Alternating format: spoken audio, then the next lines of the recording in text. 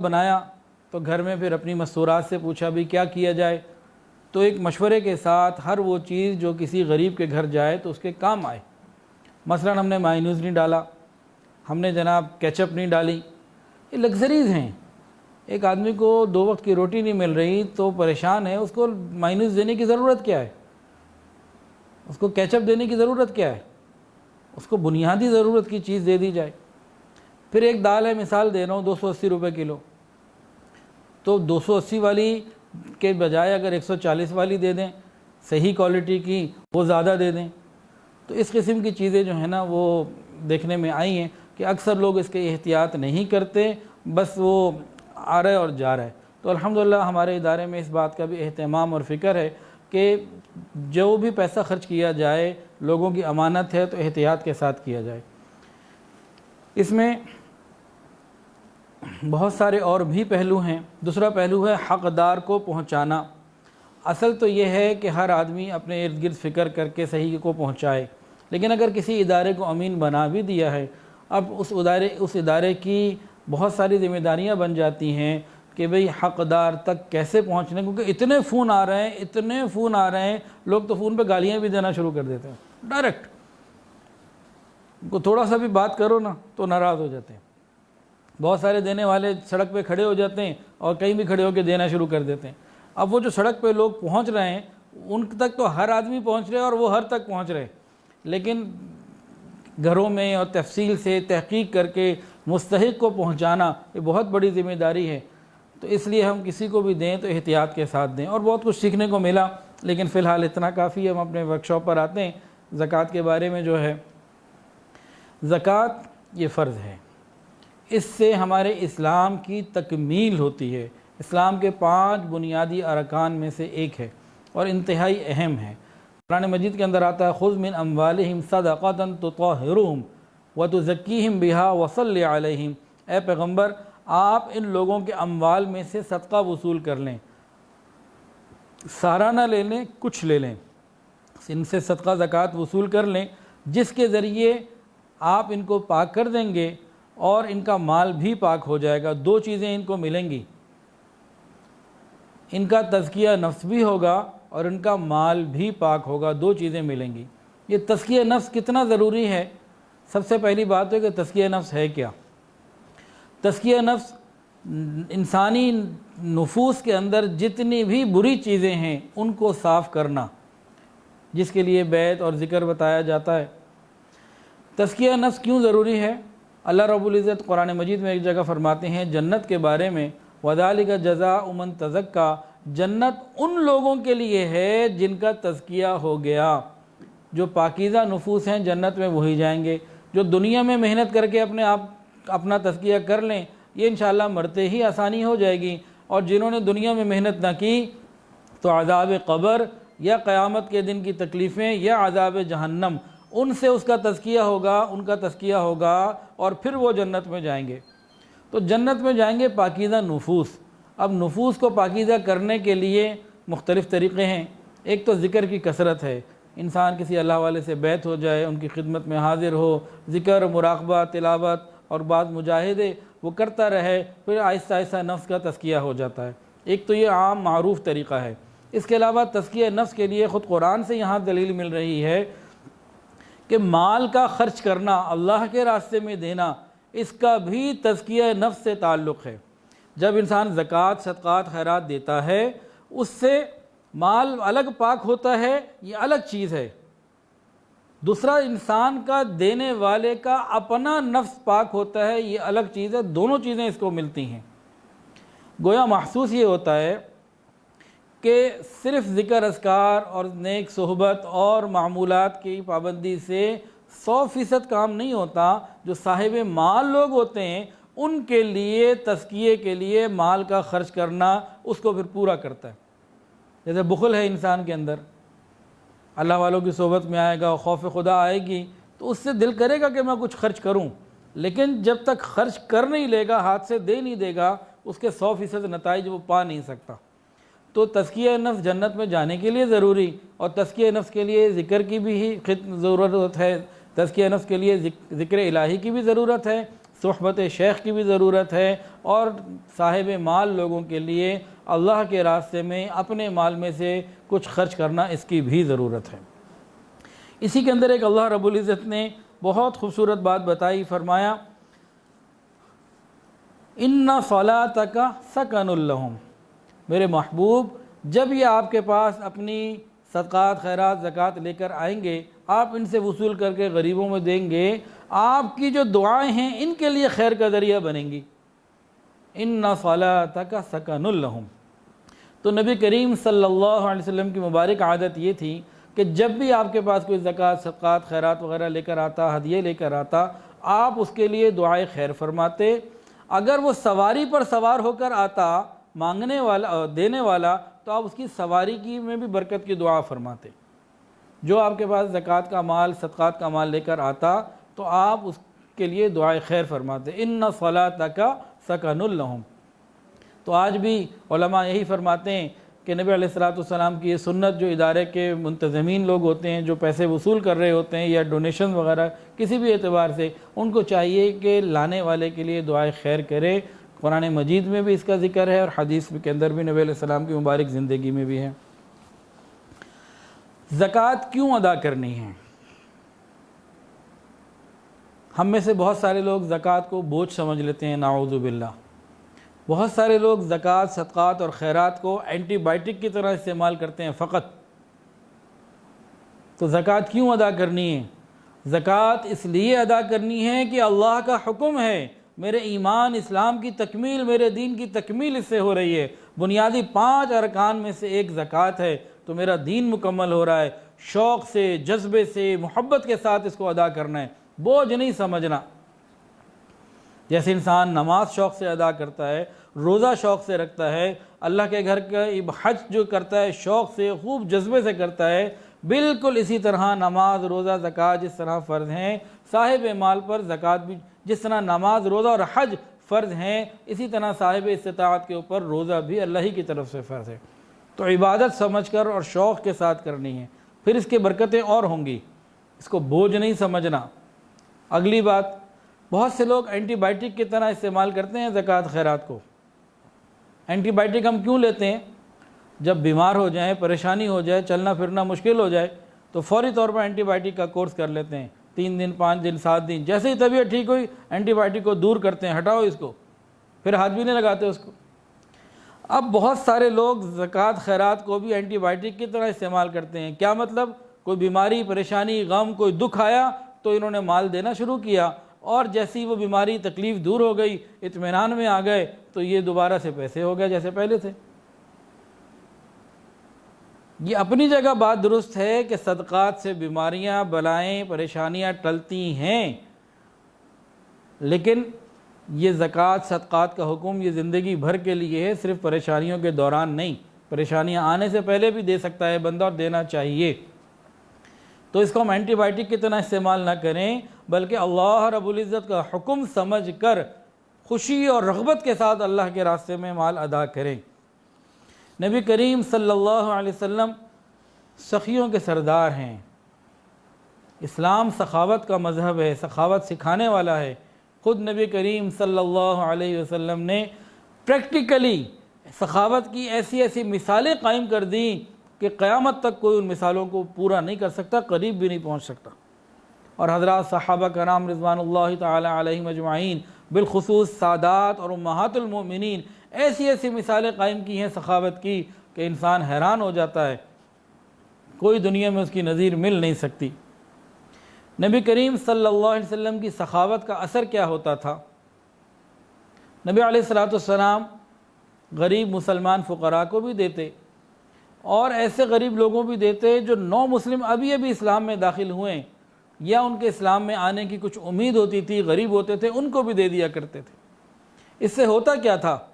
اس سے تالیف قلوب ہو جاتی تھی، لوگ اللہ اور اس کے رسول کے قریب ہو جاتے تھے۔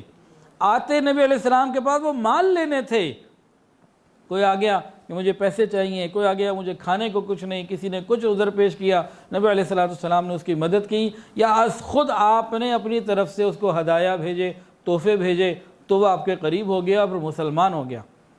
صفوان بن امیہ رضی اللہ تعالیٰ عنہ اسلام لانے سے پہلے کا ان کا قول ہے کہ مجھے اگر کسی سے سب سے زیادہ نفرت تھی تو نعوذ باللہ اللہ کے محبوب سے تھی، اور اسلام لانے کے بعد پوری کائنات میں جو سب سے زیادہ مجھے محبت ہے وہ حضرت محمد مصطفیٰ احمد مجتبیٰ سرکار دو عالم صلی اللہ علیہ وسلم سے محبت ہو گئی۔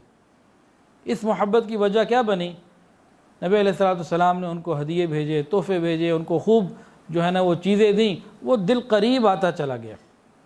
تو نبی علیہ السلام کی مبارک سنت یہ ہے کہ وہ اپنے مال لوگوں کو مال دے کے دین کے قریب کیا، آئے وہ مال کے لیے، ملا ان کو مال، آپ کی دعا، آپ کی توجہ، آپ کی نظر نے ان کو ایمان بھی دیا، اور جو ایمان والے تھے ان کو راسخ الایمان اور راسخ العقیدہ کر دیا۔ یہ نبی علیہ السلام کی مبارک عادت تھی۔ تو مال دینے سے فائدہ ہوتا ہے۔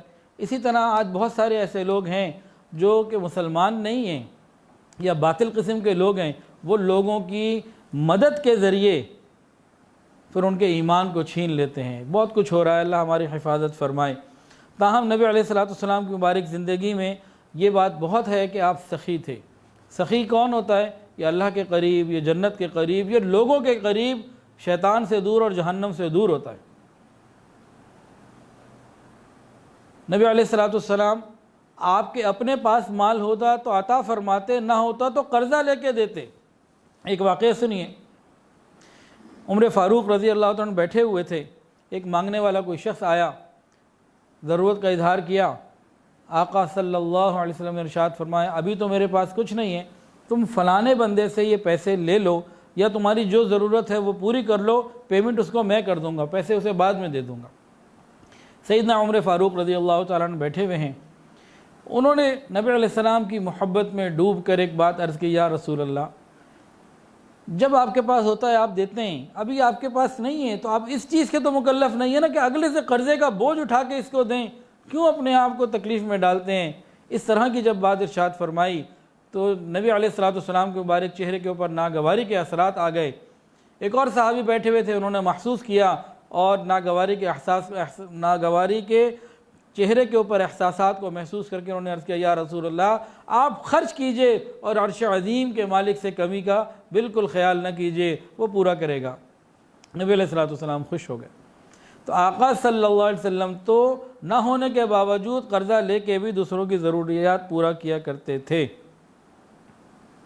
ایک اور واقعہ سنیے، حضرت بلال رضی اللہ تعالیٰ عنہ سے ہے، ان سے پوچھا تھا عامر حوازنی رحمۃ اللہ علیہ نے کہ نبی علیہ السلام کی گزر بسر کیسے ہوتی ہے؟ تو انہوں نے کہا کہ میں ہی آخر تک خیال کرتا تھا، نبی علیہ السلام کے بعد کوئی کہتا مجھے کپڑا نہیں ہے تو اس کے کپڑے کا انتظام کرتے، کہتا غذا نہیں ہے تو غذا کا انتظام کرتے۔ ایک واقعہ انہوں نے اس طرح پھر ان کو ایک سنایا، سیدنا بلال رضی اللہ تعالیٰ عنہ نے۔ واقعہ کیا تھا؟ نبی علیہ السلام کی مبارک عادت یہ تھی کہ اپنے پاس سے خرچ کرتے رہتے، نہ ہوتا تو قرضہ لے کے دے دیتے۔ ایک یہودی آیا سیدنا بلال رضی اللہ تعالیٰ عنہ کے پاس، کہنے لگا کہ بلال، آپ جگہ جگہ سے قرضہ لیتے رہتے ہو، پھر واپس کرتے ہو کتنے لوگوں کو، تو میرے پاس خوب مال ہے، اب ایسا کرو کسی سے قرضہ لینے کی ضرورت نہیں ہے، جب پیسوں کی ضرورت ہو مجھ سے لے لیا کرو۔ حضرت بلال نے کہا چلو اچھی ہی بات ہوگی، اللہ نے آسانی کر دی، اور کہا ٹھیک ہے بھائی تم سے لیں گے۔ اب جب ضرورت پڑتی اس سے قرضہ لے لیتے، جب ضرورت پڑتی قرضہ لے لیتے، تو ایک اماؤنٹ بن گئی اور اس کی ڈیو ڈیٹ بھی قریب آ گئی۔ اب ڈیو ڈیٹ میں مثال 3-4 دن باقی تھے، تو وہ جو یہودی ہے نا تاجر، اور اپنے ساتھیوں کے ساتھ آیا اور حضرت بلال رضی اللہ تعالیٰ عنہ کو اس نے آ کے نا خوب لتاڑا، جیسے کہ بلال معلوم ہے اتنے دن 2-3 دن رہ گئے، تم نے قرضہ واپس کرنا ہے، لوگوں سے پیسے لیتے ہو واپس نہیں کرتے ہو، اس موجودہ وقت پہ اگر قرضہ نہ دیا تو میں اٹھا کے لے جاؤں گا، تو میں اسی طرح غلام بنا لوں گا جیسے تم غلام پہلے تھے، اسی طرح تمہیں بکریاں چرانی پڑیں گی۔ اس نے نا بڑی سختی سے بات کی۔ اب اماؤنٹ زیادہ تھی، حضرت سیدنا بلال رضی اللہ تعالیٰ عنہ پریشان ہو کے نبی علیہ السلام کی خدمت میں حاضر ہوئے، یا رسول اللہ، اس طرح وہ تقاضا کرنے آیا تھا، اب میں تو بڑا پریشان ہو چلا ہوں، اب آپ کے پاس بھی کچھ نہیں ہے اور میرے پاس بھی کچھ نہیں ہے، اس کو بھی کیا دینا ہے؟ تو ایسا ہے کہ میں تو کل صبح روشنی سے پہلے ہی نکل جاؤں گا، کہیں دور چلا جاؤں گا، میں یہاں نہیں رہتا، جب آپ کے پاس اہتمام ہو جائے آپ مجھے اطلاع کروا دیجیے گا، میں آ جاؤں گا، اس طرح میری جان بچ جائے گی، ورنہ وہ تو مجھے لے جائے گا۔ اب حضرت بلال، سیدنا بلال رضی اللہ تعالیٰ عنہ پریشانی کے عالم میں انہوں نے اپنی گٹھری بنائی، جو بھی سامان تھا اپنا ایک گٹھری بنائی اور رات کو اپنے سرہانے رکھ کے سو گئے کہ جیسے ہی صبح ہوگی میں تو صبح روشنی سے پہلے نکل جاؤں گا مدینہ سے۔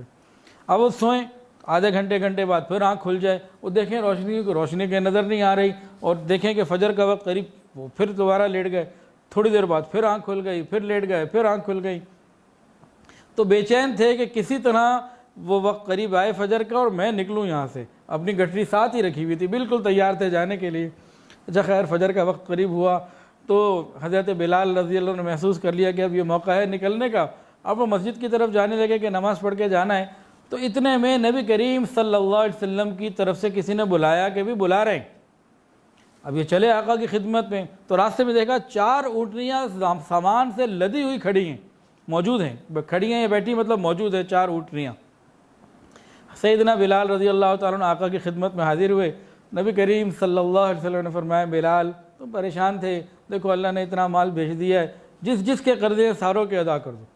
حضرت بلال تو جناب بڑے خوش ہو گئے، اور سیدنا بلال رضی اللہ تعالیٰ عنہ 4 اونٹنیوں کو لے کے نکلے اور بقی کے پاس جا کے آوازیں لگانی شروع کر دیں، ارے کون ہے جس نے رسول اللہ سے قرضہ لینا ہے، سارے آ جاؤ۔ لوگ آتے گئے، وہ آپ ان کو ادائیگیاں کرتے گئے، اس یہودی کی بھی ہوگی، ہر ایک کی ادائیگی ہوگی، حتیٰ کہ ساری ادائیگیوں کے باوجود کچھ مال بچ گیا، وہ تقسیم کرنا شروع کر دیا۔ شام کافی وقت چڑھ گیا، اب نبی علیہ السلام کی خدمت میں حاضر ہو کے اطلاع کی، یا رسول اللہ سب کام مکمل ہو گیا، قرضے بھی سارے ادا ہو گئے اور بھی بہت تقسیم کر دیا، یہ 2 اشرفیاں بھی باقی ہیں، اب لینے والا کوئی نہیں مل رہا۔ اتنا مال آیا کہ سارے جن کے قرضے دینے تھے وہ پیمنٹس ہو گئیں، مزید بھی خرچ کر دیا، مدینہ میں کوئی لینے والا نہیں مل رہا، 2 اشرفیاں باقی ہیں۔ اللہ اکبر کبیرہ۔ نبی علیہ السلام نے فرمایا کہ نہیں، پہلے اس کو بھی تقسیم کر کے آؤ، اس کو بھی دیکھو۔ اب حضرت بلال گئے، رات ہو گئی، عشاء ہو گئی، کوئی نہیں ملا کہ کسی کو دیتے، آج کل کا تو زمانہ تھا نہیں۔ تو نبی علیہ السلام کو آ کے عشاء کے بعد خبر کی، یا رسول اللہ یہ 2 باقی ہیں۔ نبی علیہ السلام رات کو گھر نہیں گئے، ساری رات مسجد میں رہے۔ اگلے دن صبح کہا جاؤ بلال اس کو تقسیم کر کے آؤ۔ اگلے دن شام کے قریب جا کے وہ 2 اشرفیاں تقسیم ہوئیں، اس کا غلہ لے کے تقسیم کیا گیا۔ اگلے دن کہیں جا کے محتاج اور غریب ملے، پھر نبی علیہ السلام کو حضرت بلال رضی اللہ عنہ نے آ کے رپورٹ کی، یا رسول اللہ مبارک ہو، وہ 2 بھی تقسیم ہو گئیں۔ پھر نبی علیہ السلام نے اللہ کا شکر ادا کیا، تعریف کی اور اپنے گھر اس کے بعد گئے۔ یہ نبی علیہ السلام کی سخاوت تھی۔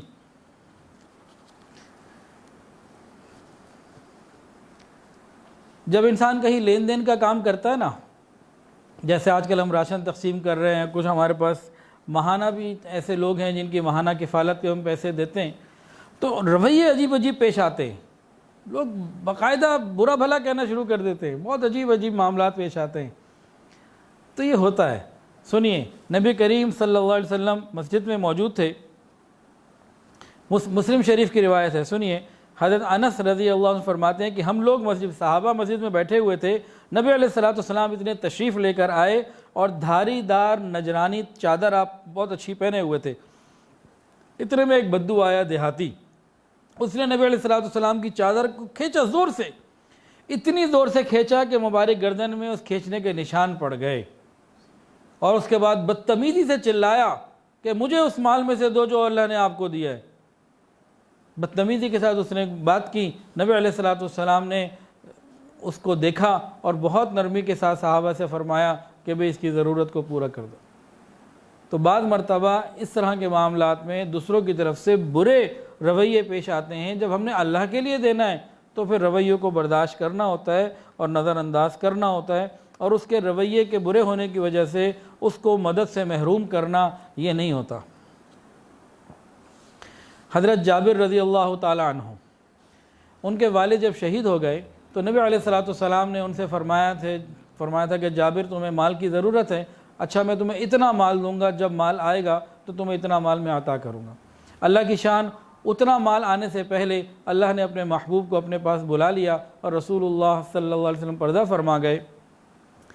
حضرت صدیق اکبر رضی اللہ عنہ کو اس بات کا علم تھا، جب بحرین سے جب مال غنیمت آیا، اس میں پھر وہ اماؤنٹ پوری ہو جاتی تھی تو وہ اماؤنٹ آپ نے جتنا بھی وہ سونا یا جو چیز تھی وہ حضرت جابر کو پہنچائی، کہا کہ یہ رسول اللہ صلی اللہ علیہ وسلم نے تم سے فرمایا تھا، یہ ان کی بات آج میں پوری کر رہا ہوں۔ تو نبی علیہ الصلوۃ والسلام بھی اور صحابہ کرام بھی سخاوت کی بے شمار مثالیں ہیں۔ اس کی مثالوں کو اور پڑھنا اور سمجھنا ہو تو حضرت شیخ الحدیث حضرت مولانا زکریا رحمۃ اللہ علیہ کی کتاب ہے فضائل صدقات، فضائل صدقات، اس کو ہم پڑھیں، پھر معلوم ہوگا کہ مال خرچ کرنے کی کتنی برکتیں ہیں۔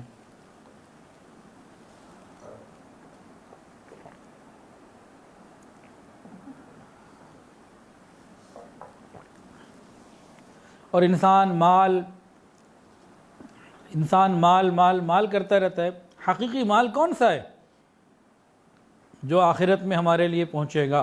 قرآن میں اللہ نے اس حقیقت کو کھولا، فرماتے ہیں ما عندکم ینفد وما عند اللہ باق، جو کچھ تمہارے پاس ہے یہ ختم ہو جائے گا، یا یہ ختم ہو جائے گا، یا تمہیں موت آ جائے گی تمہارے پاس سے ختم ہو جائے گا۔ وما عند اللہ باق، اور جو تم اللہ کے راستے میں اپنی زندگی میں اپنے ہاتھ سے کسی غریب کو دے دو گے یہ تمہارے لیے باقی رہے گا۔ ما عندکم ینفد وما عند اللہ باق۔ ہم اگر آج کسی کو مال دیتے ہیں تو وہ عمل ہمارے پاس باقی رہے گا اور قیامت کے دن وہ ہمیں ملے گا۔ اللہ ہمیں اس کی سمجھ عطا فرمائے۔ زکوٰۃ اسلام کا ایک رکن ہے، جیسے نماز ہے تو نماز کے لیے مسجد میں ایک امام ہوتے ہیں، ایک خطیب ہوتے ہیں، ایک مؤذن ہوتے ہیں، مسجد کی انتظامیہ ہوتی ہے، پوری ایک ترتیب ہے اس کی ادائیگی کی۔ یہ سارے لوگ جو ہوتے ہیں نا یہ ایک فرض کو پورا کر رہے ہوتے ہیں اور ان کی ایک رسپیکٹ ہوتی ہے، عزت ہوتی ہے۔ حج کیا ہے؟ ایک عبادت ہے، لیکن حج کے لیے ٹور آپریٹر ہے اور کتنے لوگ ہیں، ان سب کی ایک عزت ہوتی ہے۔ اسی طرح زکوٰۃ کیا ہے؟ زکوٰۃ بھی دین کا ایک رکن ہے۔ زکوٰۃ لینے کے لیے کوئی خود آ رہا ہو یا زکوٰۃ لینے کے لیے کسی ادارے کا، مدرسے کا، مسجد کا، ویلفیئر کسی ادارے کا نمائندہ آ رہا ہو، اس کی بھی اسی طرح عزت ہے، ذلت نہیں ہے۔ لیکن ہم امام مسجد کی تو عزت کرتے ہیں، الحمدللہ کرنی بھی چاہیے کہ وہ ایک دین کا رکن پورا کر رہا ہے۔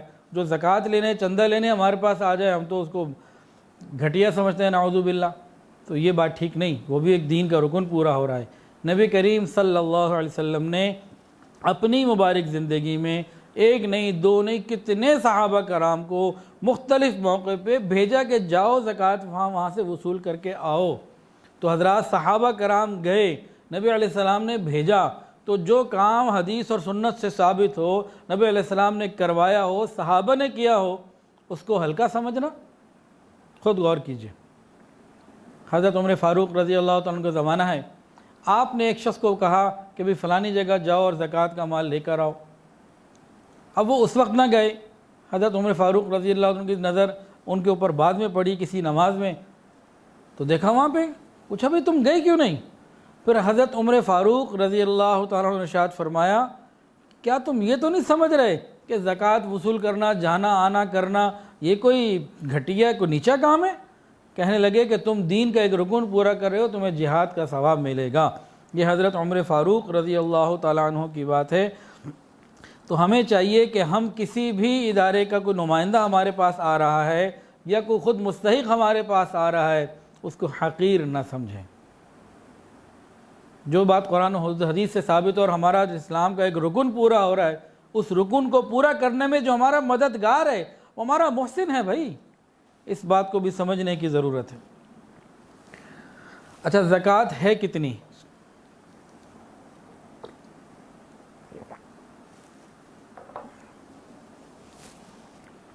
ہر 40 دینار پر 1 دینار، یعنی 40واں حصہ، 40 روپے پہ 1 روپیہ، 1 لاکھ روپے پہ 2500 روپے، 2 لاکھ ہوں گے تو 5000 روپے ہو جائیں گے، تو 2.5% یا 40واں حصہ، دونوں طریقوں سے بات ایک ہی ہے۔ ہر 40 دینار پر 1 دینار۔ اموال زکوٰۃ کون سے ہیں؟ سونا، چاندی، نقد اور مال تجارت، یہ 4 چیزیں ہیں۔ ابھی اس کی تفصیل آگے انشاءاللہ آئے گی۔ بہت ساری عورتیں زیورات پہنتی ہیں، بلکہ سب کو ہی، اتنی عورتوں کو تو زیور سے اتنی محبت ہے، ان سے کہو تمہیں ہم نے زیور دینا ہے، کیا تمہارے بدن میں سوراخ کریں تو تیار ہو جائیں گی۔ ناک میں بھی سوراخ کروا لیں گی، کانوں میں بھی کروا لیں گی،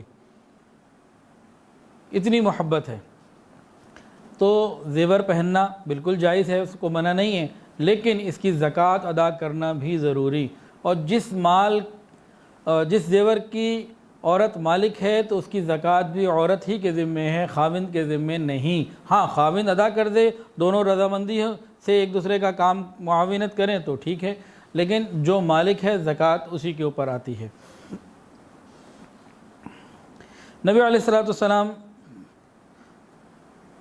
ایک مرتبہ تشریف لائے، ایک خاتون کے پاس زیور تھا، آپ نے پوچھا عائشہ یہ کیا ہے؟ عرض کیا یہ زیور ہے تاکہ اس سے زینت حاصل کی جا سکے۔ تو فرمایا کیا اس کی زکوٰۃ نکالی ہے کہ نہیں؟ انہوں نے کہا نہیں نکالی، جو بھی جس عورت کا بھی تھا۔ تو اس نے کہا تمہارے لیے جہنم میں جانے کے لیے یہی کافی ہے کہ تم زیور تو پہنو لیکن اس کی زکوٰۃ ادا نہ کرو۔ اسی طرح ایک عورت آئی نبی علیہ السلام کی خدمت میں، یمن کی عورت تھی، اس کے ساتھ اس کی بیٹی بھی تھی، دونوں ہاتھوں میں زیور تھے، پوچھا زکوٰۃ نکالتی ہو؟ کہنے لگی نہیں۔ کہا کہ یہی تمہارے لیے پھر جہنم کے کنگن بنا دیے جائیں گے، آگ کے کنگن بنا دیے جائیں گے۔ اس نے اسی وقت دونوں صدقہ کر دیے۔ تو عورتوں کو بھی زکوٰۃ کی ادائیگی کا اہتمام ہونا چاہیے۔ سونا چاندی یہ دو چیزیں ایسی ہیں کہ اس کے اوپر تمام صورتوں میں زکوٰۃ آتی ہے۔ سونا اور چاندی استعمال میں ہے نہیں ہے، جو ہماری ملکیت میں اس کی زکوٰۃ ہے، قبضے میں ہمارے ہے کہ نہیں۔ بعض بہوؤں کا سونا ساس کے پاس رکھا ہوتا ہے، تو بھی جو مالک ہے، اگر بہو مالک ہے تو بہو کے اوپر زکوٰۃ ہے۔ سونا اور چاندی استعمال میں ہے یا نہیں، تمام صورتوں میں، ہر صورت میں سونا اور چاندی کے اوپر زکوٰۃ لازمی ہے۔ اور حدیث کے اندر آتا ہے کہ تمہارے اسلام کی تکمیل میں سے ہے کہ تم زکوٰۃ نکالو۔ ایک حدیث سنیے، نبی کریم صلی اللہ علیہ وسلم نے ارشاد فرمایا اپنے مال کی حفاظت کرو زکوٰۃ دے کر، اپنے مال کی حفاظت کرو زکوٰۃ دے کر، اپنے بیماروں کا علاج کرو صدقات دے کر، اور مصائب کی موجوں کا دفاع کرو گریہ و زاری سے۔ تین باتیں فرمائیں۔ فرمایا کہ اپنے مال کی حفاظت زکوٰۃ سے کرو، بیماریوں کا علاج، اپنے بیماروں کا علاج اللہ کے راستے میں صدقہ دینے سے کرو، زکوٰۃ الگ آ گئی، صدقہ الگ آ گیا، اور مصائب پریشانیوں کی موجوں کا دفاع خوب اللہ کے سامنے رو رو کر گڑ گڑا کر کرو۔ تین باتیں نبی علیہ السلام نے فرمائی اس مبارک حدیث میں۔ اور ایک حدیث کے اندر آتا ہے جناب رسول اللہ صلی اللہ علیہ وسلم نے ارشاد فرمایا کہ جب تم نے اپنے مال کی زکوٰۃ ادا کر دی تو اس مال کا جو شر اور فتنہ ہے وہ تم سے دور ہو گیا۔ مال جب آتا ہے نا تو بہت سارے شرور اور فتن بھی آتے ہیں، انسان صحیح طریقے سے زکوٰۃ ادا کر دے تو فتنوں سے محفوظ ہو جاتا ہے۔ زکوٰۃ کے بارے میں ایک بات اور سمجھنے کی ضرورت ہے، زکوٰۃ پوری ادا کرنی چاہیے حساب کر کے۔ بہت سارے لوگ لم سم ایک اماؤنٹ دے دیتے ہیں لیکن ایکوریٹ نہیں دیتے، کیلکولیشن نہیں کرتے اور ایک اندازے سے دے دیتے ہیں، یہ بات ٹھیک نہیں۔ پوری ادا کرنی ہے۔ بالفرض ایک آدمی کے پاس 10 لاکھ روپے کی مالیت کی چند چیزیں ہیں، سونا چاندی، مال تجارت اور نقد وغیرہ ملا کے وہ 1 ملین 10 لاکھ روپے کا مالک ہے، اس کے اوپر 25,000 روپے زکوٰۃ بنتی ہے۔ اب یہ 20,000 ادا کر دے یا 23,000 ادا کر دے یا 24,000 ادا کر دے، اب کیا ہوگا؟ اس نے پوری ادا نہیں کی۔ اب یہ تھوڑا سا رہ گیا نا، یہ تھوڑا سا مال اس کے باقی مال کو ناپاک کرے گا اور زکوٰۃ سے ملنے والی فیوز و برکات سے محروم ہو جائے گا۔ اس کی ایک مثال، ایک انسان کو کینسر تھا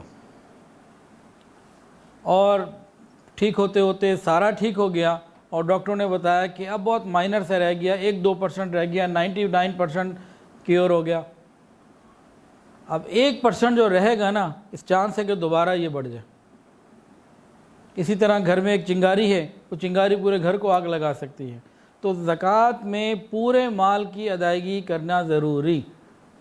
ایک اور مثال سے سمجھیں، 4 رکعت آپ نے نماز پڑھنی ہے عصر کی، تو 4 پوری کر کے رب اجعلنی دعا پڑھ کر سلام پھیرنے ہیں۔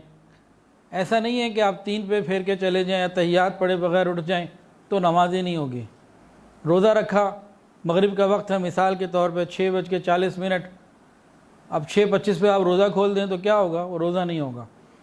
تو اسی طریقے سے زکوٰۃ کو بھی پورا ادا کرنا ضروری ہے، احتیاط کرنی چاہیے، بہت سارے لوگ اس میں احتیاط نہیں کرتے۔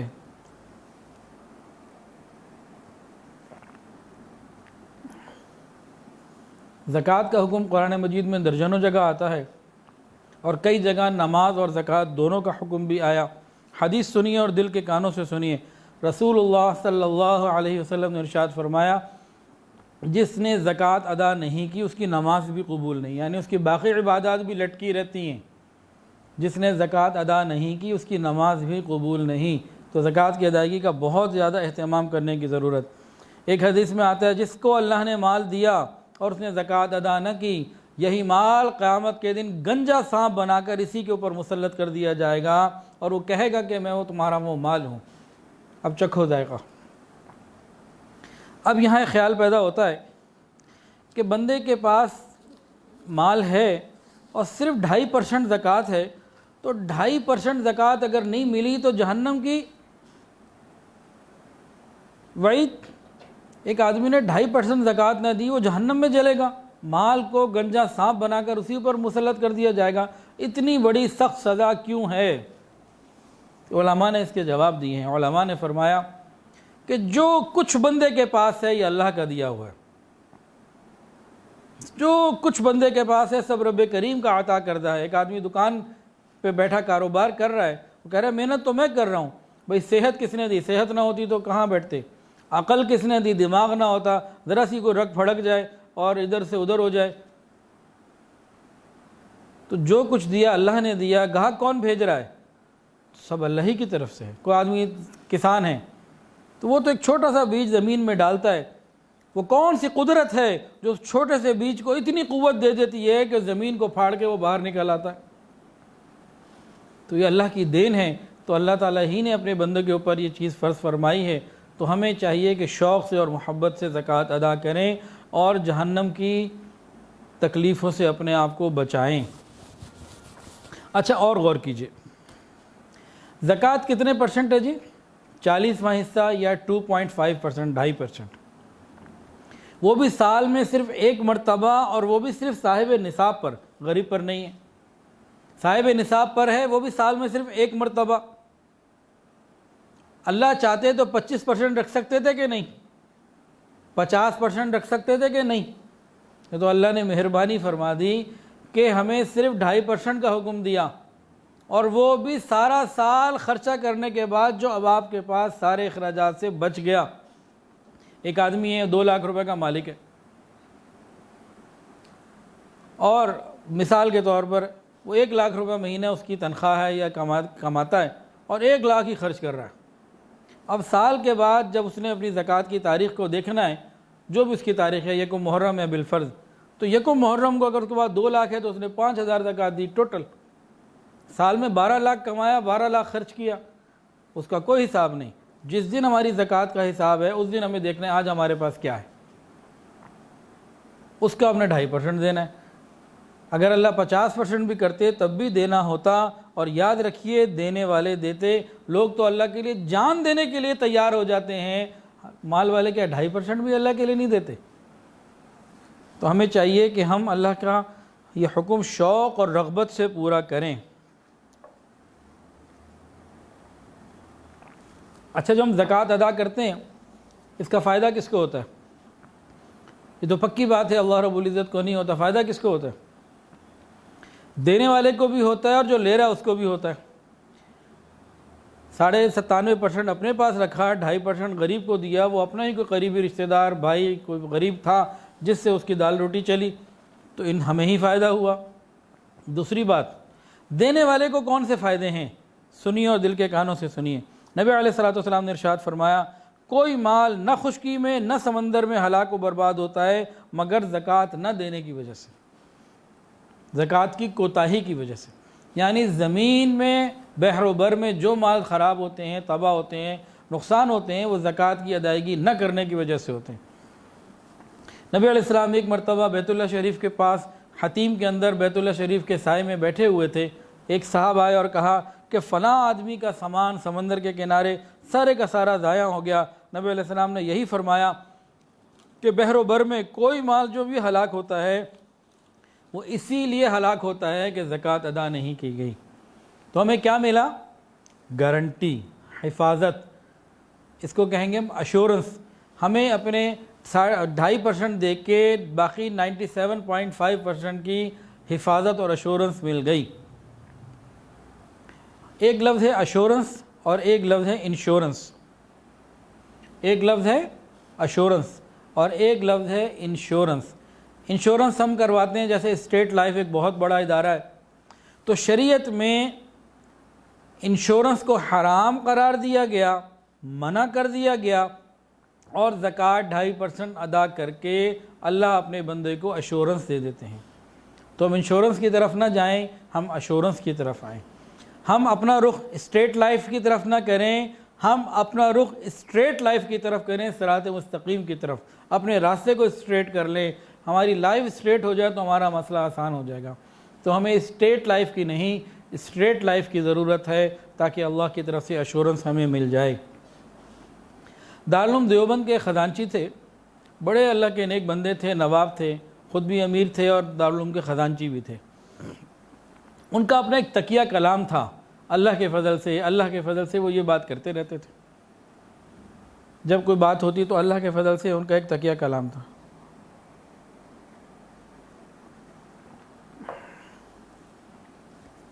ایک رات وہ اپنے گھر میں تھے، تہجد کے لیے اٹھے۔ جب اٹھے تو دیکھا کہ گھر میں ایک پہلے سے چور موجود ہے، اور وہ اس کمرے میں الماری کو کھولنے کی کوشش کر رہا ہے جہاں ان کے پیسے پڑے، ان کے اپنے بھی ہیں، دارالعلوم کے بھی ہیں۔ انہوں نے چور کو دیکھا، کہا کچھ نہیں، وہاں سے اٹھے اور وضو کیا، تہجد، ذکر، اذکار، مراقبہ، جو بھی ذکر کا ان کا وقت تھا وہ انہوں نے اپنا پورا کیا۔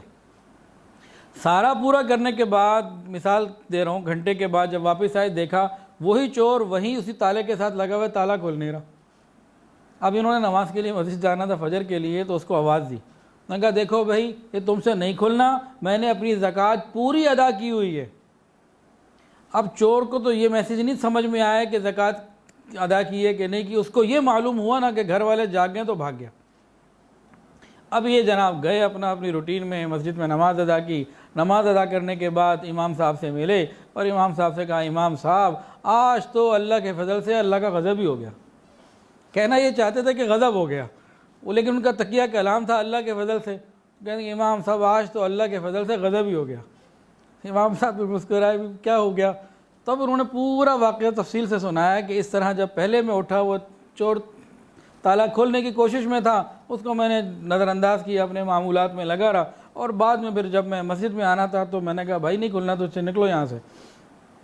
امام صاحب نے ان کو سمجھایا، نواب صاحب آپ کو ایسا نہیں کرنا چاہیے تھا، آپ اس کو جب پہلی دفعہ دیکھا تھا تب اسے بھگا دیتے۔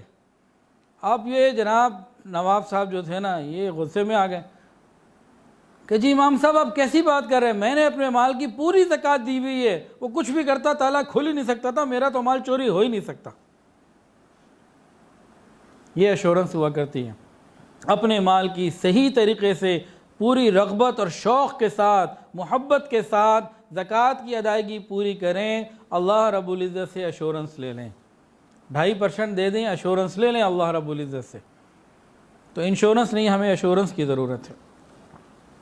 انسان جب زکوٰۃ نہیں دیتا نا، تو حدیث کے اندر آتا ہے کہ جب زکوٰۃ نہیں دی جاتی تو بارش روک لی جاتی ہے۔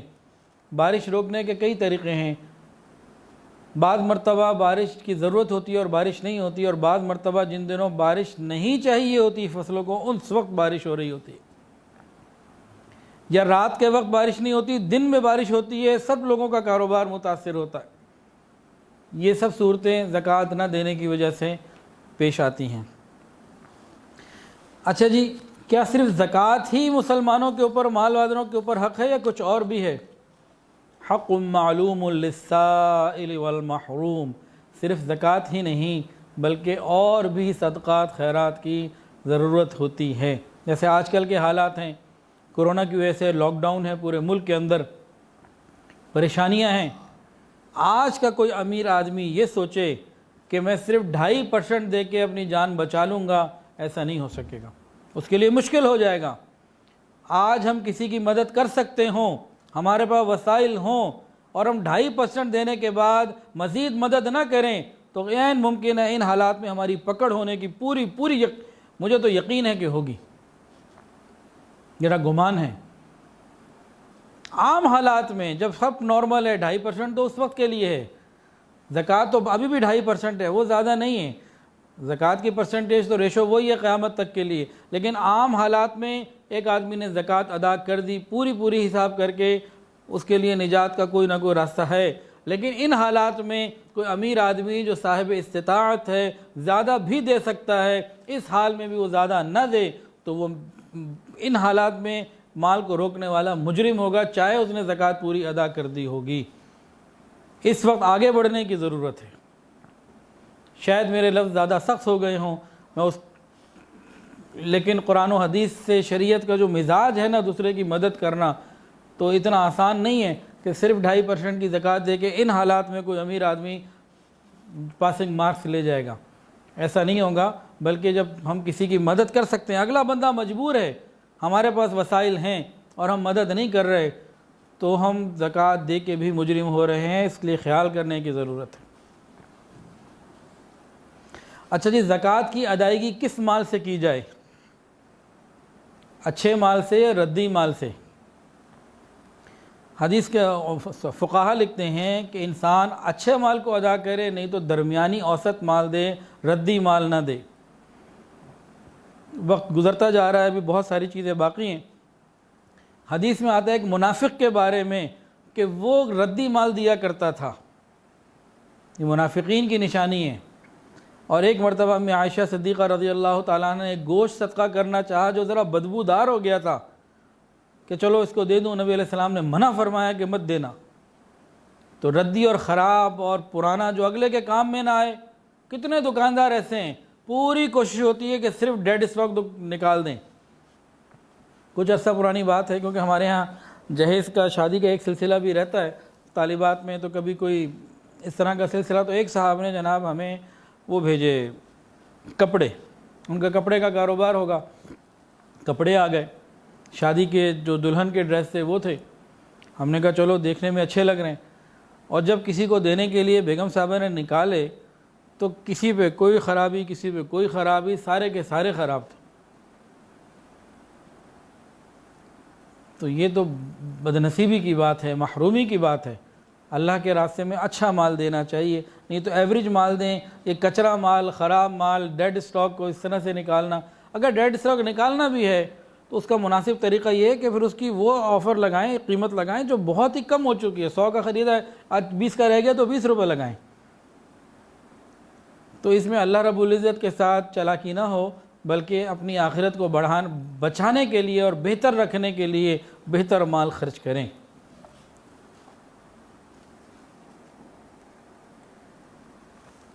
اور بہترین طریقہ یہ ہے کہ سامان دینے کے بجائے نقد ادا کر دیں، وہ اپنی ضرورت پوری کر لیں۔ اب اگلی بات، زکوٰۃ کن لوگوں کو دی جائے، کس کو زکوٰۃ دی جائے؟ حدیث کے اندر آتا ہے قریبی لوگوں پر، رشتہ داروں پر صدقہ و خیرات ڈبل ثواب کا ذریعہ بنتا ہے، ایک زکوٰۃ اور صدقہ و خیرات کا ثواب اور دوسرا صلہ رحمی کا ثواب۔ قریبی رشتہ داروں کو دینا۔ بہترین صدقہ کیا ہے؟ ایسے رشتہ داروں کو دینا جو ضرورت مند تو ہوں لیکن ہماری دل سے وہ عزت نہ کرتے ہوں، ان کے لیے، ان کے دلوں میں ہمارے لیے رنجش ہو۔ یہ حدیث میں یہ بات موجود ہے۔ حکیم ابن حزام رضی اللہ تعالیٰ نے عرض کیا، نبی علیہ السلام سے پوچھا تو نبی علیہ السلام نے فرمایا کہ سب سے بہترین صدقہ ایسے رشتہ دار پر ہے جو دل میں اور جو اپنے دل میں تمہارے لیے عداوت اور مخالفت چھپائے ہوئے ہو، یعنی اس کے دل میں تمہارے لیے تنگی ہو، تمہاری اس سے بات نہ بنتی ہو، لیکن تمہیں معلوم ہے میرا رشتہ دار بھی ہے اور مجبوری بھی ہے، تو اس کو دینا اور زیادہ ہے۔ اس میں رشتہ داری کا ثواب بھی ہے، صلہ رحمی کا، زکوٰۃ خیرات کا ثواب بھی ہے، اور یہ دلوں کو بھی قریب کرنے کا ذریعہ بنے گا۔ اور چونکہ دل ادھر نہیں لگ رہا تو اس میں اللہ تعالیٰ کے لیے رضا زیادہ ملے گی، کیونکہ کوئی مفاد نہیں نظر آ رہا، تو یہ زیادہ اجر کا ذریعہ ہے۔ ایک اور بات سنیے اور دل کے کانوں سے سن لیجئے، نبی کریم صلی اللہ علیہ وسلم نے ارشاد فرمایا دل کے کانوں سے سنیے گا جی، کہ کوئی قریبی رشتہ دار اپنے کسی رشتہ دار کے پاس آئے اور اس سے کسی ایسی چیز کا سوال کرے اور طلب کرے جو اس کے پاس موجود ہو، اللہ نے اسے دی ہوئی ہو، یہ کنجوسی کرے اور نہ دے، اس کے لیے جہنم سے ایک اژدہا نکالا جائے گا جو اپنی زبان کو حرکت دے رہا ہوگا اور اس کی گردن میں ڈال دیا جائے گا۔ ایک اور حدیث سنیے دل کے کانوں سے، نبی علیہ السلام نے فرمایا، اے میری امت، اللہ تعالیٰ نے مجھے حق کے ساتھ بھیجا ہے، اللہ پاک کسی آدمی کے صدقے کو قبول نہیں کرتے کہ اس کا قریبی رشتہ دار محتاج ہو کہ دوسروں کو صدقہ دے رہا ہو۔ اے میری امت، جس کے قبضے میں میری جان ہے، اللہ رب العزت اس کو قیامت کے دن محبت کی نگاہ سے دیکھیں گے بھی نہیں۔ تو رشتہ داروں کا خیال کرنا یہ بہت ہی ضروری۔ اب اگلی بات، زکوٰۃ کن کو ادا کی جائے؟ پہلی بات تو آ گئی اس میں رشتہ دار۔ دوسری بات، نیک اور متقی لوگوں کو ہم تلاش کر کر کے دیں۔ فقہا یہ فرماتے ہیں کہ اگر کوئی مسلمان ہے، بالغ ہے، کتنا ہی گناہ گار، غافل، فاسق، فاجر کیوں نہ ہو، اگر وہ غریب ہے، کسی نے زکوٰۃ دے دی، زکوٰۃ ادا ہو گئی۔ لیکن فقہا نے اس پہ بہت تفصیلی لکھا ہے، محدثین نے لکھا، حضرت شیخ عبدالقادر جیلانی رحمۃ اللہ نے لکھا، امام ربانی حضرت مجدد الفسانی رحمۃ اللہ نے لکھا، امام غزالی رحمۃ اللہ نے لکھا، اور بے شمار لوگوں نے لکھا احادیث کی ہی روشنی میں کہ زکوٰۃ، صدقات، خیرات نیک اور متقی لوگوں کو دیے جائیں۔ حدیث کے اندر بھی یہ باتیں موجود ہیں۔ ایک حدیث کے اندر آتا ہے، تم اپنی مجلس صرف نیکوں کے ساتھ رکھو، یعنی فیس بک اور واٹس ایپ کے اوپر دوستیاں گناہ گاروں کے ساتھ مت کرو، اپنی اٹھک بیٹھک مجلس نیکوں کے ساتھ کرو۔ اسی طرح ایک حدیث کے اندر آتا ہے، تمہارا کھانا کوئی نہ کھائے لیکن سوائے متقی، یعنی اپنا کھانا کھلاؤ تو صرف متقی لوگوں کو کھلاؤ، تمہاری امداد، تمہاری نصرت، تمہاری مدد یہ نیک لوگوں تک رہے۔ اور ایک حدیث میں اس طرح کا بھی مفہوم ملتا ہے، ایک صحابی کو نبی علیہ السلام نے فرمایا تھا کہ تم جب زکوٰۃ خیرات دینے جاؤ، نیک لوگوں کو دیا کرو، وہ مل جائیں تو ٹھیک ہے، نہ ملے تو واپس آ جایا کرو۔ میں نے حکم پہلے بتا دیا کہ مفتی حضرات بتاتے ہیں، فقہا نے لکھا، اگر کسی فاسق فاجر مسلمان بالغ کو زکوٰۃ ادا کر دی، اگر وہ مستحق ہے تو ہو گئی، لیکن زیادہ بہتر کیا ہے؟ نیک لوگوں کو تلاش کر کر کے دینا۔ اس کے لیے ہمیں بہت فکر کرنے کی ضرورت ہے۔ حدیث میں یہ بات بھی موجود ہے اور فقہا نے اس سے بہت ساری تفصیلات بھی لی۔ حضرت امام اعظم امام حنیفہ رحمۃ اللہ علیہ علماء اور طلباء کا بہت خیال کرتے تھے اور ان پہ اپنے کثیر مال خرچ کیا کرتے تھے، امام اعظم امام حنیفہ رحمۃ اللہ علیہ۔ اور ایک اور بزرگ گزرے، امام عبداللہ ابن مبارک رحمۃ اللہ علیہ۔ عبداللہ ابن مبارک رحمۃ اللہ علیہ بہت بڑے درجے کے بزرگوں میں سے ہیں، تابعین میں سے ہیں۔ ان کے بارے میں ایک تابعی کا یہ فرمان ہے کہ ان میں اور صحابہ کرام میں صرف ایک فرق ہے کہ صحابہ نے نبی علیہ السلام کو اپنی مبارک آنکھوں سے دیکھا تو انہوں نے دیکھا نہیں، باقی صحابہ والی زندگی۔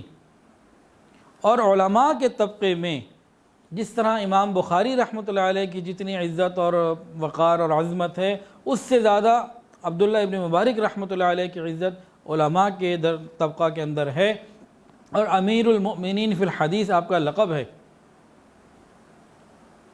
ان کے بارے میں آتا ہے کہ صرف علماء اور دین کے طلباء کو دیتے تھے اور کسی کو نہیں دیتے تھے۔ کسی نے پوچھا، حضرت آپ کی عطائیں، بہت امیر تھے، ذرا کسی غیر عالم کو بھی ملیں۔ فرماتے کہ نبوت کے بعد علماء سے بڑا درجہ اس امت میں اور کوئی نہیں۔ نبوت تو ختم ہو چکی ہے، نبی علیہ السلام آخری نبی، آپ کے پاس کوئی نبی نہیں، اور نبوت کے بعد اگر درجہ کسی کا ہے اس امت میں تو علماء دین کا ہے، دیندار علماء کا ہے۔ ان کو دینا سب سے زیادہ بہتر ہے۔ اور فرماتے تھے کہ ان کو اگر ہم فکر معاش سے بچائیں، ان کی ضروریات کو پورا کریں، دین کا کام کرتے رہیں گے، دین کا کام چلتا رہے گا۔ اور امام ربانی مجدد الفسانی رحمۃ اللہ نے لکھا ہے کہ علماء کو اور دین کے مدارس کو اور دین کے بارے میں خرچ کرنا، ان کو دینا، یہ جہاد کے برابر 700 گنا اور لاکھوں گنا تک اس کا ثواب چلا جاتا ہے۔ یہ مکتوبات میں بات اس طرح کا مفہوم ملتا ہے۔ اور حضرت شیخ عبدالقادر جیلانی رحمۃ اللہ علیہ نے اپنی کتاب فتح الربانی میں بھی اسی طرح کا مفہوم لکھا ہے، اور لکھا وَتَعَاوَنُوا عَلَى الْبِرِّ وَالتَّقْوَى وَلَا تَعَاوَنُوا عَلَى الْإِثْمِ وَالْعُدْوَانِ۔ نیک لوگوں کے ساتھ مدد اور تعاون کرنے کا حکم ربی ہے، اور گناہ گاروں کے ساتھ نہ کرنے کا حکم ربی ہے۔ لکھتے ہیں کہ نیک لوگوں کو دیں گے، وہ عبادات کریں گے، نیک اعمال ہوں گے، تمہیں ثواب ملے گا، تم ان کی مددگار ہو رہے ہو۔ اور اگر گناہ گاروں کو دو گے، وہ گانے بجانے میں یا کہیں اور جاتے ہیں، گناہ گاری میں لگتے ہیں، تو پھر تم ان کی گناہ گاری میں مددگار ہو رہے ہو۔ تو اس طرح کی بہت ساری باتیں علماء سے موجود ہیں، لکھی ہوئی ہیں، اور ہمیں بھی یہ بھی چاہیے کہ ہم بھی غور کریں۔ دیکھیں دنیا میں جس کے پاس بھی انویسٹمنٹ ہوتی ہے نا، اور کہیں اس نے انویسٹ کرنا ہوتا ہے، کوئی کاروبار کرنا ہوتا ہے، تو بہت غور و فکر کرتا ہے، دیکھتا ہے ROI کہاں زیادہ اچھا آ رہا ہے، ریٹرن آن انویسٹمنٹ کہاں سے زیادہ بہتر آ رہا ہے، وہاں وہ لگاتا ہے۔ اگر کوئی پلاٹ لینا ہے، وہ سوچتا ہے یہاں لوں، وہاں لوں، وہاں لوں، کہاں لوں، تو مشورے کرتا ہے۔ تو ریٹرن آن انویسٹمنٹ، دیکھیے ہر فیلڈ کے ماہر سے ہر فیلڈ کے ماہر اور تجربہ کار سے ہی اس فیلڈ کے بارے میں پوچھنا چاہیے۔ انسان بیمار ہے یا کوئی اس نے ہاسپٹل بنانا ہے یا کلینک بنانا ہے، میڈیکل کے شعبے کی کوئی بات ہے تو وہ وکیل سے تو نہیں پوچھے گا نا، وہ میڈیکل والے سے پوچھے گا۔ ایک آدمی نے بلڈنگ بنانی ہے تو سول انجینئر سے رابطہ کرے گا، موچی سے رابطہ نہیں کرے گا۔ ایک آدمی نے جوتی پہ ٹانکا لگوانا ہے تو وہ ڈاکٹر کے پاس تو نہیں جائے گا، وہ موچی کے پاس جائے گا۔ ایک آدمی نے گھر میں فرنیچر بنوانا ہے تو وہ کارپینٹر کے پاس جائے گا، ترخان کے پاس جائے گا، لوہار کے پاس تو نہیں جائے گا اگر لکڑی کا فرنیچر ہے تو ہر فیلڈ کے متعلقہ لوگوں سے رابطہ کرنا ہے۔ زکوٰۃ کیا ہے؟ اسلام کا ایک رکن ہے، اور اسلام کی بہترین معلومات علماء کے پاس ہیں۔ ہمیں یہ علماء سے ہی مدد کرنی، پوچھنی، علماء سے ہی پوچھنا چاہیے کہ آپ بتائیے ہم اپنی زکوٰۃ کو کس طریقے سے، صحیح طریقے سے ادا کر سکتے ہیں۔ اور موجودہ حالات میں تو مدارس کی مدد کرنا، دینی اداروں کی مدد کرنا انتہائی ضروری۔ حضرت تھانوی رحمۃ اللہ علیہ نے اپنے زمانے میں لکھا تھا ایک بات، آج بھی وہ اسی طریقے سے ہے۔ فرماتے ہیں کہ اگر تم نے مدارس کی اور علماء کی اور طلباء کی مدد نہ کی اپنے مال سے، تو ان میں سے کوئی دکان کر لے گا، کوئی کاروبار کر لے گا، کوئی کسی طریقے سے پیٹ پالنے کا اپنا کوئی نظم بنا لے گا، لیکن ایک وقت گزرے گا 60-70 سال، اس کے بعد تمہیں دین سکھانے والا کون ملے گا؟ اور یہ بات آج بھی اسی طریقے سے ہے کہ اگر ہم نے مدارس کی اور دینی طلباء کی اور علماء کی مدد نہ کی، اور خدا نہ خواستہ یہ اپنی وسائل کی کمی کی وجہ سے اپنے ان کاموں کو نہ کر سکے، تو ہماری نسلوں کو قرآن اور حدیث کہاں سے ملے گا؟ یہ ایک مستقل سوال ہے۔ تو ابھی وقت کم ہے تو میں سمیٹنے کی کوشش کرتا ہوں باتوں کو۔ انسان اللہ کے راستے میں جب بھی مال دے، پاک مال دے، ناپاک مال نہ دے۔ ناپاک مال سے ثواب نہیں ملتا، الٹا پکڑ ہو جاتی ہے۔ اللہ پاک ہیں، پاک ہی کو قبول فرماتے ہیں۔ حدیث کے اندر آتا ہے جب تم نے اپنے مال کی زکوٰۃ ادا کر دی، تم نے اس کے حق کو ادا کر دیا، اور جس نے حرام مال سے صدقہ کیا اور خیرات دی، اسے کوئی ثواب نہیں ملے گا بلکہ الٹا گناہ ملے گا۔ اور یہ بھی حدیث کے اندر آتا ہے ایک آدمی اس نے محنت کر کے پاک مال کمایا، مگر زکوٰۃ نہ دینے کی وجہ سے اس کا اپنا مال ہی خبیث ہو گیا۔ 1 لاکھ روپے کا آدمی کے پاس سے 10 لاکھ روپے تھے، 25,000 زکوٰۃ بن گئی۔ 1 لاکھ تھے، 2,500 زکوٰۃ بن گئی۔ زکوٰۃ نہ دی، وہ 2,500 اس کے مال میں رہے، اس مال نے اس کے سارے مال کو خبیث بنا دیا۔ یہ جیسے ہیپیٹائٹس یا کینسر کا وائرس ہوتا ہے نا، یہ اس طریقے سے معاملہ چل پڑتا ہے۔ تو انسان کو چاہیے کہ حلال ہی کمائے، حلال ہی کھائے اور حلال ہی مال سے صدقہ دے۔ علماء نے تو یہاں تک لکھا ہے مال حرام سے صدقہ دینے سے بعض مرتبہ ایمان کا بھی خطرہ پڑ سکتا ہے۔ ایک خاتون کا ایک فون آیا کہ جی یہ بات مجھے سمجھ میں نہیں آ رہی، حرام مال سے اگر اللہ کے راستے میں مال خرچ کر دیا تو کیا نقصان ہے اس کا؟ تو میں نے ان کو کچھ باتیں سمجھائیں، خیر انہیں سمجھ نہ آئی۔ پھر اللہ نے مدد کی اور ایک دل میں بات مثال ڈالی۔ میں نے ان کو کہا دیکھیں اگر آپ کے گھر میں سور آ جائے، خنزیر، اور آپ مجھے فون کر کے کہیں حضرت خنزیر آیا بڑا اچھا، میں پکانا جانتی ہوں تو پکا کے بھیجوں آپ کے لیے سور۔ اب وہ چپ، تھوڑی دیر خاموش رہنے کے بعد کہنے لگیں کہ میں تو سر سے لے کے پاؤں تک لرز کے رہ گئی، یہ کیسے ہو سکتا ہے کہ میں خنزیر آپ کو دے کے آؤں، وہ پیش کروں؟ میں نے کہا میں جو بھی کچھ ہوں ایک بندہ ہی ہوں نا، اللہ رب العزت اللہ رب العزت ہیں، وہ حرام کو کیسے قبول کریں گے؟ اللہ طیب ہیں، پاک ہی کو قبول فرماتے ہیں۔ تو حلال مال اللہ کے راستے میں انسان دے۔ زکوٰۃ ادا کرنے میں جلدی کیجیے، اس میں تاخیر نہ کریں۔ کوشش کریں کہ جتنی جلدی ہو جائے اتنی جلدی ادا کریں۔ حدیث سے اس کا اس طرح ثبوت ملتا ہے، نبی علیہ الصلوۃ والسلام نے عصر کی نماز ادا کی، نماز پڑھنے کے بعد آپ ساتھیوں میں بیٹھے نہیں، فوری طور پر اندر تشریف لے گئے، تھوڑی دیر بعد آئے، صحابہ نے پوچھا تو نبی علیہ السلام نے فرمایا کہ میں اپنے گھر گیا تھا اور کچھ وہاں سونا رکھا ہوا تھا جو تقسیم کے لیے آیا تھا، ابھی تک پورا ہو نہیں سکا تھا، تو میں نے یہ سوچا کہ ایسا نہ ہو کہ غروب کا وقت ہو، دن گزر جائے اور رہ جائے تو میں اس کو تقسیم کر کر آیا ہوں، میں نہیں چاہتا کہ رات آ جائے اور یہ مال پڑا رہے۔ تو نبی علیہ الصلوۃ والسلام کی تو اپنی شان ہے، لیکن ہمیں چاہیے کہ ہم جتنی جلدی ممکن ہو زکوٰۃ ادا کریں، اور زکوٰۃ ادا کر کے حساب کر کے زیادہ ہی کچھ ادا کریں۔ زکوٰۃ کے علاوہ بھی ہم لوگوں کو چاہیے کہ اللہ تعالیٰ کے ساتھ جو ہے نا وہ ہم ٹریڈنگ کریں، اللہ تعالیٰ کے ساتھ ایک معاملہ ایسا رکھیں۔ یہ کچھ سوالات ابھی فیس بک پر آئے ہیں، یہ میرا نمبر لکھ لیں 0321 یہ واٹس ایپ پر پوچھ لیں، کیونکہ ابھی اپنا ہی مضمون جو ہے باقی ہے ابھی، تو جس کے بھی سوالات ہوں 0321 420 421 0 یہ پوچھ لیں، جس کا جواب مجھے آتا ہوگا انشاءاللہ میں دے دوں گا، نہیں تو پھر مفتی صاحب کا نمبر دے دیا جائے گا انشاءاللہ۔ تو زکوٰۃ جلدی ادا کرنے کی کوشش کرنی چاہیے، اور صرف زکوٰۃ تک محدود نہ رہے بندہ، بلکہ زکوٰۃ سے آگے بڑھ کر اپنے جو ہے نا وہ فکر کرے۔ اچھا، زکوٰۃ اور رمضان المبارک، کیا زکوٰۃ کا تعلق رمضان سے ہے؟ جی نہیں، رمضان کا تعلق اور عبادات سے، تراویح سے ہے اور روزے سے ہے، زکوٰۃ سے نہیں ہے۔ زکوٰۃ کا سلسلہ یہ ہے کہ جس دن انسان پہلی مرتبہ صاحب نصاب ہوا اور مال اس کے پاس آیا اور 1 سال تک رہا، پہلی مرتبہ اس کے بعد مال آیا اتنا کہ جس سے وہ صاحب نصاب ہو سکتا اور 1 سال تک وہ مال اس کے پاس رہا، کم سے کم وہ مقدار مینٹین رہی، تو یہ شخص صاحب نصاب ہوگا، اور ہر شخص کی تاریخ الگ ہوتی ہے۔ ہاں، رمضان میں ثواب زیادہ ملتا ہے، اس میں کوئی شک نہیں۔ تو ہمیں چاہیے کہ زکوٰۃ قمری اعتبار سے ادا کریں، شمسی نہیں، قمری اعتبار سے۔ یہ اسلام کا رکن ہے، اس کی جو حکمت ہے وہ چاند کے اعتبار سے فرض بتایا گیا۔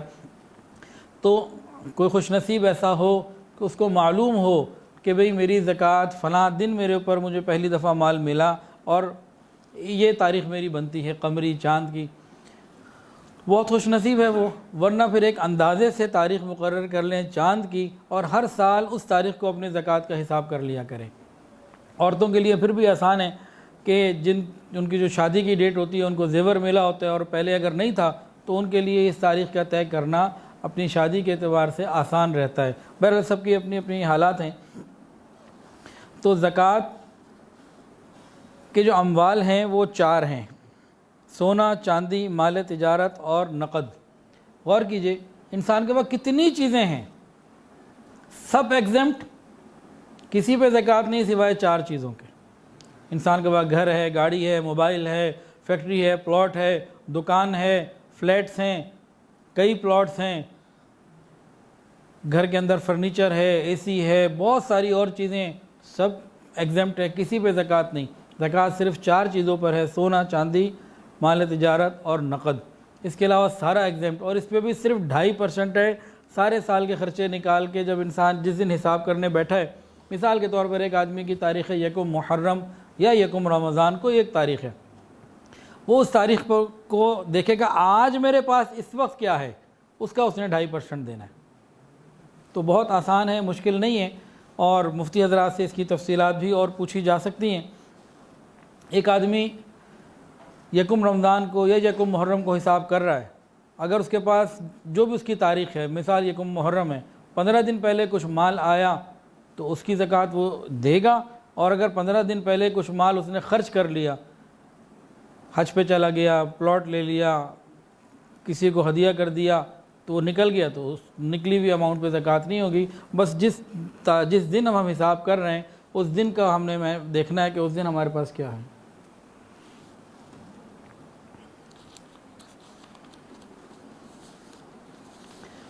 زکوٰۃ کے نصاب میں 2 چیزیں آتی ہیں: سونے کا نصاب اور چاندی کا نصاب۔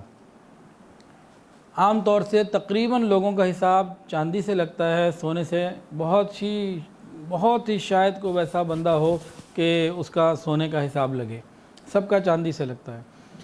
علماء فرماتے ہیں کہ سونے کا حساب اس وقت لگتا ہے 7.5 تولے والا کہ جب اس کے پاس صرف سونا ہو اور کچھ نہ ہو، 1 روپیہ بھی نقد نہ ہو، چاندی بھی نہ ہو، مال تجارت بھی نہ ہو، تو سونے کا نصاب لگے گا۔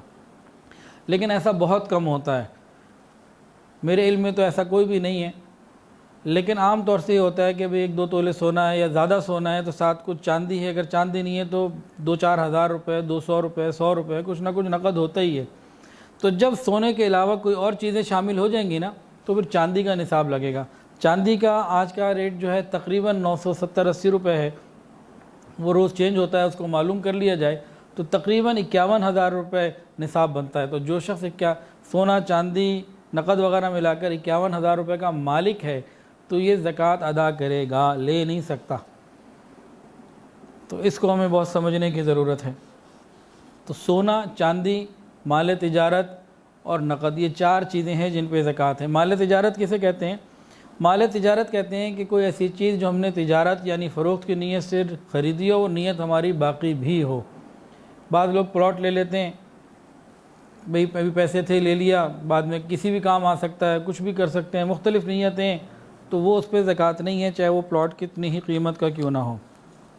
عام طور سے میرے مشاہدے میں یہ بات موجود ہے، پراپرٹی کا کام کرنے والے، پلازے بنانے والے، سوسائٹیاں بنانے والے، ان کا پورا پلازا فار سیل ہوتا ہے، وہ پلازوں پہ پلازے بنا رہے ہیں، وہ سوسائٹیاں بنا رہے ہیں، وہ جناب پراپرٹی کا کام کر رہے ہیں، سارا کچھ ان کا مال سیل کا ہوتا ہے، لیکن وہ اس میں زکوٰۃ میں بھرپور طریقے کی ڈنڈی مارتے ہیں۔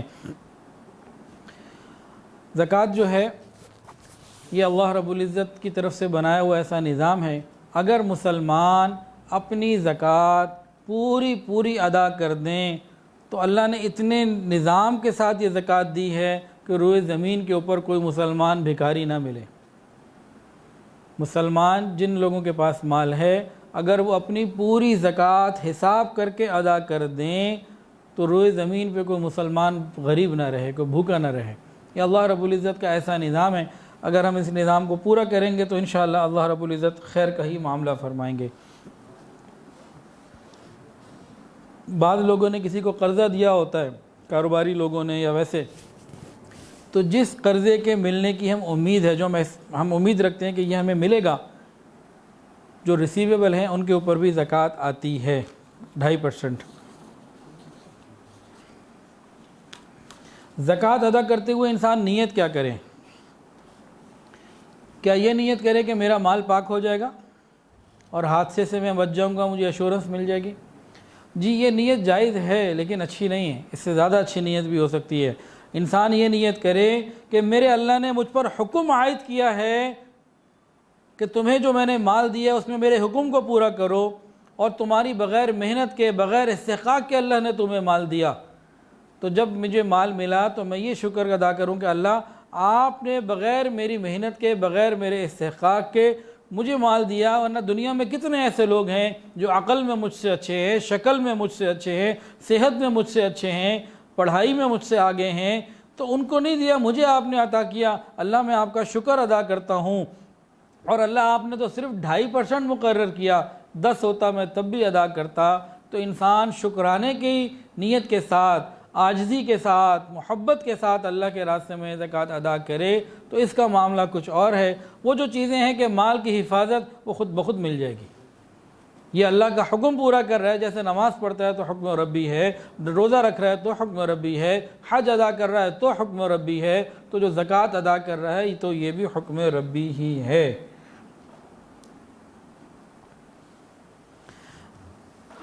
حضرت مفتی تقی عثمانی صاحب دامت برکاتہ اپنی کتاب میں لکھتے ہیں کہ اللہ تعالیٰ نے یہ نہیں فرمایا کہ زکوٰۃ نکالو، بلکہ یہ فرمایا کہ زکوٰۃ ادا کرو۔ ایک ہوتا ہے زکوٰۃ نکالنا اور ایک ہوتا ہے زکوٰۃ ادا کرنا، دونوں چیزوں میں بڑا فرق ہے۔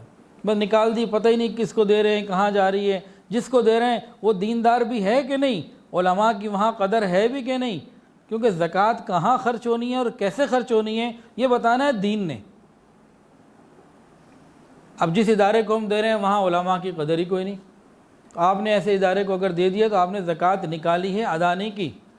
تو زکوٰۃ ادا کرنی ہے نکالنی نہیں، بہت سوچ سمجھ کے کہاں پہ خرچ ہو رہی ہے۔ سب سے بہتر تو یہ ہے کہ اداروں کو چھوڑیں، خود مستحق کو تلاش کریں اور پہنچائیں۔ اداروں کو دینی ہے تو پھر یہ سوچ سمجھ کے دیں کیا اس ادارے میں شریعت کی اہمیت ہے، ادارے والے علماء کو، شریعت کو مقدم رکھتے ہیں اور علماء کی وہاں اس ادارے میں چلتی ہے۔ زکوٰۃ کے مسائل تو وہی بتائیں گے۔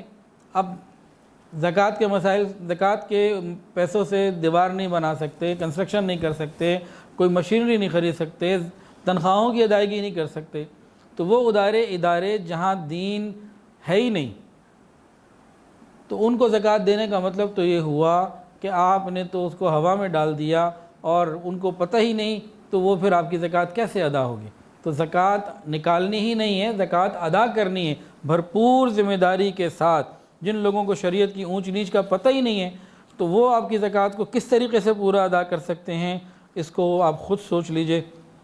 اللہ تعالیٰ ہمیں ان باتوں کی صحیح سمجھ عطا فرمائے۔ اور حدیث کے اندر یہ بات بھی موجود ہے کہ زکوٰۃ ادا کرنے سے، صدقات ادا کرنے سے مال کم نہیں ہوتا، اللہ ترقی اور برکات عطا فرماتے ہیں، اور سود اس سے اللہ رب العزت مال کو گھٹاتے ہیں، انسان تباہی کی طرف چل پڑتا ہے۔ زکوٰۃ و صدقات سے انسان دینی بھی ترقی ملتی ہے، دنیاوی ترقی بھی ملتی ہے، اور زندگی میں برکتیں آتی ہیں۔ برکت کا مطلب کثرت ہی نہیں ہوتا، کوانٹٹی ہی نہیں ہوتا، بلکہ برکت کے اندر یہ بات ہے کہ انسان زکوٰۃ ادا کر رہا ہے، مال کے حقوق ادا کر رہا ہے، تو اللہ تعالیٰ جو اس کے پاس موجود مال ہے اس کو اتنا کر دیں گے کہ جو اس کی ضروریات کے لیے کافی ہو جائے گا، زندگی میں آسانیاں اور برکتیں آ جائیں گی۔ اللہ تعالیٰ سے دعا ہے اللہ تعالیٰ ہمیں صحیح طریقے کے ساتھ شریعت سنت کے مطابق زکوٰۃ ادا کرنے کی توفیق عطا فرمائے۔ زکوٰۃ کی ادائیگی کے اندر بہت زیادہ اہتمام کرنے کی ضرورت ہے اور سوچ سمجھ کر دینے کی ضرورت ہے۔ ROI کو ہم غور کر لیں، زکوٰۃ کا حکم قرآن و حدیث میں ہے، اور قرآن و حدیث کو سمجھنے والے جو لوگ ہیں، جن کے یہاں قرآن و حدیث کی پوری اہمیت ہے، پوری اتھارٹی اللہ کو مانا جاتا ہے، تو ہم ایسے جگہوں پہ ایسے لوگوں کو زکوٰۃ ادا کریں تاکہ ہم اس کو صحیح طریقے سے اس فرض سے سبکدوش ہو سکیں، اور قیامت کے دن اس کی برکت سے اللہ ہمیں جہنم کی آگ سے محفوظ فرمائے۔ وآخر دعوانا ان الحمدللہ رب العالمین۔ توبہ کے کلمات پڑھ لیجئے، کوئی بیت ہونا چاہے تو بیت کی نیت بھی کر سکتا ہے،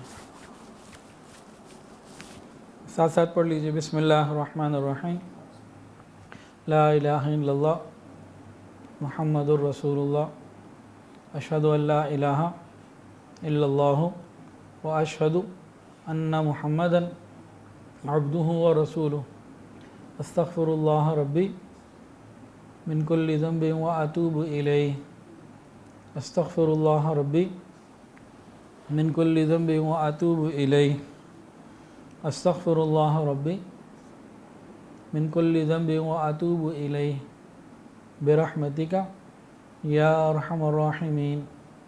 الحمدللہ ان کلمات سے ہم توبہ طائب ہو چکے ہیں۔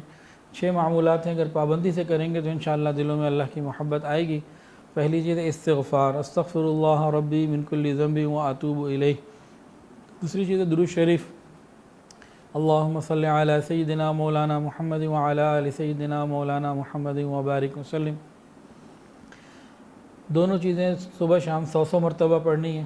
تیسری چیز ہے قرآن مجید کی روزانہ تلاوت، 1 سپارہ ہو جائے تو بہت اچھا، نہیں تو آدھا سپارہ صحیح۔ چوتھی چیز ہے وقوف قلبی، اللہ رب العزت کا دھیان، چلتے پھرتے اللہ تعالیٰ کی طرف متوجہ رہنا۔ 5ویں چیز ہے مراقبہ، مراقبہ کہتے ہیں آنکھوں کو بند کر کے، سر کو جھکا کے خیال کر کے بیٹھ جانا کہ اللہ کی رحمت آ رہی ہے، میرے دل میں سما رہی ہے اور میرا دل کہہ رہا ہے اللہ اللہ اللہ۔ اور 6ٹھی چیز ہے رابطہ شیخ۔ اللہ پاک عمل کی توفیق عطا فرمائے۔ تھوڑی دیر کے لیے ذکر قلبی کر لیجئے، آنکھوں کو بند کر لیجئے، سروں کو جھکا لیجئے، یہ خیال کر کے بیٹھیے کہ اللہ کی رحمت آ رہی ہے، میرے دل میں سما رہی ہے اور میرا دل کہہ رہا ہے اللہ اللہ اللہ۔